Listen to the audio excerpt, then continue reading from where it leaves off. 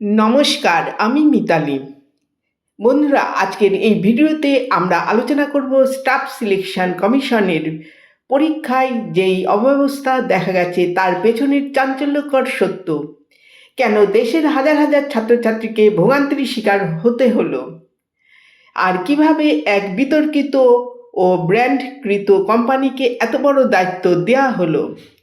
2025 সালের এসএসসি পরীক্ষার দিন হাজার হাজার পরীক্ষার্থী নির্দিষ্ট কেন্দ্রে গিয়ে দেখলেন কম্পিউটারই চালু হয় না, সার্ভার ডাউন, লগ ইন হচ্ছে না। কেউ কেউ প্রশ্নপত্র পেয়েই পরীক্ষার মাঝপথে বেরিয়ে আসতে বাধ্য হচ্ছেন। অনেকে জায়গায় পরীক্ষার্থীরা 2 থেকে 3 ঘন্টা দাঁড়িয়ে থেকেও পরীক্ষা দিতে পারেননি। বিশেষ করে উত্তরপ্রদেশ, বিহার, রাজস্থান, পশ্চিমবঙ্গ, উড়িষ্যা এই রাজ্যগুলিতে সবচেয়ে বেশি অভিযোগ উঠেছে। এখানেই শুরু হচ্ছে বড় প্রশ্ন। এই বছর এসএসসি পরীক্ষার অনলাইন সিস্টেম, সার্ভার ও প্রযুক্তিগত দায়িত্ব দেওয়া হয়েছে গুজরাটের একটি বেসরকারি সংস্থাকে। এই কোম্পানির নাম আগে একাধিক সরকারি প্রকল্পে ব্যর্থ হওয়ার জন্য বিতর্কে জড়িয়েছিল।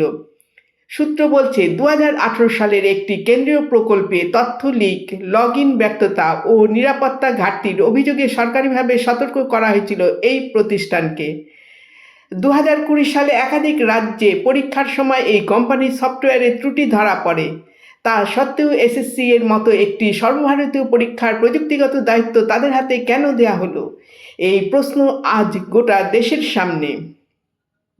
একটা সাধারণ চাকরির জন্য লক্ষ লক্ষ ছাত্র প্রস্তুতি নেয়, রাত জেগে পড়ে, কোচিং করে, আর্থিক কষ্ট সয়ে ফর্ম ফিল আপ করে, কিন্তু এইসব ছাত্রদের ভবিষ্যৎ কি এইরকম অব্যবস্থার শিকার হবে?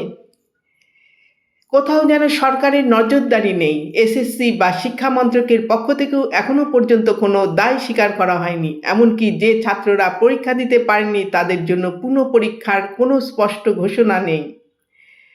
বন্ধুরা, একটা জাতির ভবিষ্যৎ নির্ভর করে তার যুব সমাজের ওপর।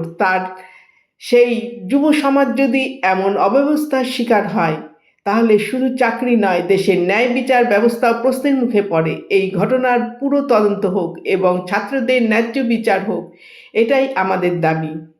আপনারাও যদি এই অন্যায়ের বিরুদ্ধে আওয়াজ তুলতে চান, তাহলে ভিডিওতে একটি লাইক করুন, সাবস্ক্রাইব করুন এবং মন্তব্য করে এসএসসির দায়িত্বহীনতাকে প্রশ্ন করুন। নমস্কার।